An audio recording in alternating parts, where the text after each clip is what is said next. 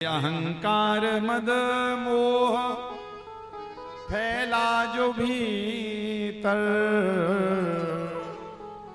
अहंकार मद मोह फैला जो भीतर, तो उतारेगी सारा जहर धीरे धीरे। ये कथा उतारेगी सारा जहर धीरे धीरे। उतारेगी, कब उतारेगी? बोले जब सुनने की आदत डाल लो। क्योंकि देखिए भगवान की गोद में, भगवान के मंदिर हम कितना भी चले जाए, यदि मात्सरता का, जैसे आपके यहाँ पर मुंडेश्वरी मैया, आज यहाँ पर पंडित जी आए थे, आचार्य जी तो बता रहे थे, बोले महाराज जी बड़ा चमत्कारिक मंदिर है। उन्होंने बताया कि वहां पर बलि प्रथा तो है, किंतु उस जो बलि दी जाती है जिस जीव की, बकरे की, तो बता रहे थे कि उसको अंदर मूर्ति से कुछ पुष्प जल लेकर उस पर छींटा मारा जाता तो वो थोड़ी देर के लिए बेहोश हो जाता, और बेहोश होने के बाद बोले 1 मिनट के बाद उसको फिर होश आ जाता। तो हमने कहा ये तो चमत्कार है। बोले बहुत बड़ा चमत्कार है। तो ये जगत जननी जगदीश्वरी मां जगदम्बा का चमत्कार है कि नहीं, कि उस जीव से अप्रत्यक्ष रूप में, कहते हैं वो रक्त को लेती हैं और फिर थोड़ी देर बाद वापस करके उसको फिर से जीवित कर देती हैं।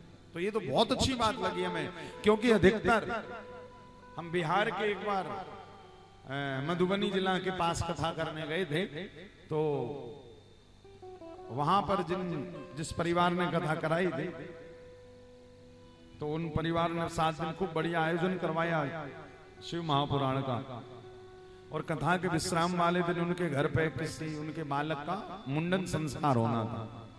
और जब मुंडन संस्कार होना था तो हवन के बाद हमसे एकदम पीछे लगे, बोले महाराज जी हमारी अगले दिन की फ्लाइट थी, बोले आपको आज ही एयरपोर्ट छोड़वा दें। हमने कहा इतनी जल्दी क्यों पड़ी आपको, हम कल जाएंगे। बोले नहीं आप आज ही चले जाओ। हमने कहा अब तो हमें बताना पड़ेगा कि आप इतनी जल्दी हमें क्यों अपने घर से भगा रहे हैं। तो उन्होंने तो नहीं बताया, उनका 12-14 वर्ष का पोता था। हमने धीरे से उसको बुलाया, हमने कहा यहाँ आओ लाला। आया, हाँ महाराज जी। हमने कहा एक बात बताओ, अब तो कथा हो गई, अब क्या करोगे कल से? बोले नहीं महाराज अभी एक आयोजन और होगा हमारे यहाँ। हमने कहा वही तो हमें सुनना है, क्या होगा?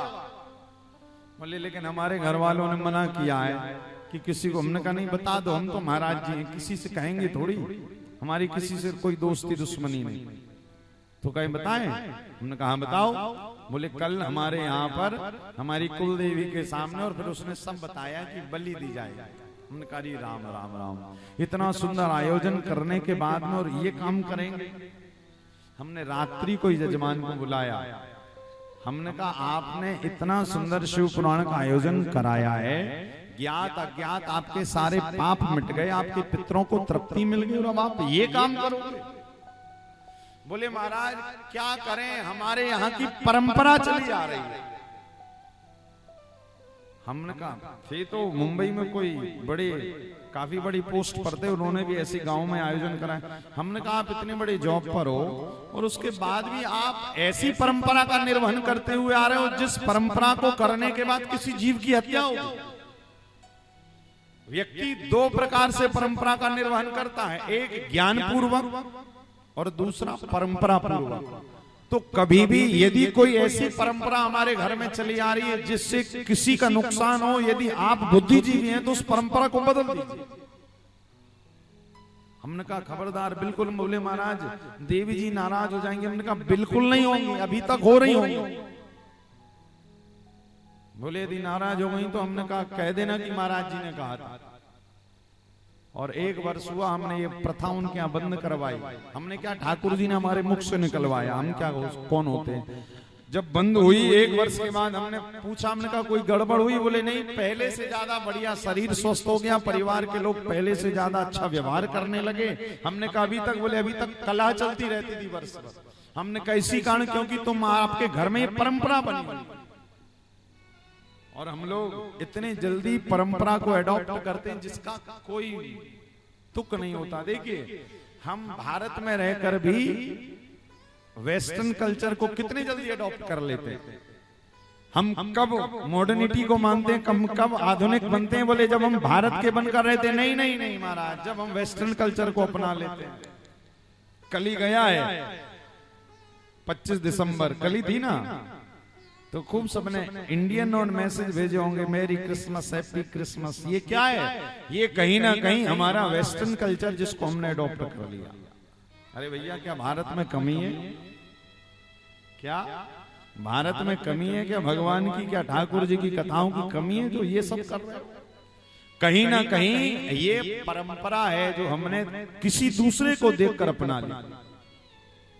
खबरदार, यदि ऐसी कोई भी परंपरा आप घर पे निर्वहन कर रहे हैं तो भैया हम व्यासपीठ से कहना चाहेंगे, ऐसी परंपराओं का तुरंत खंडन करिए, और देख रहे हैं तो उसको तोड़ दीजिए।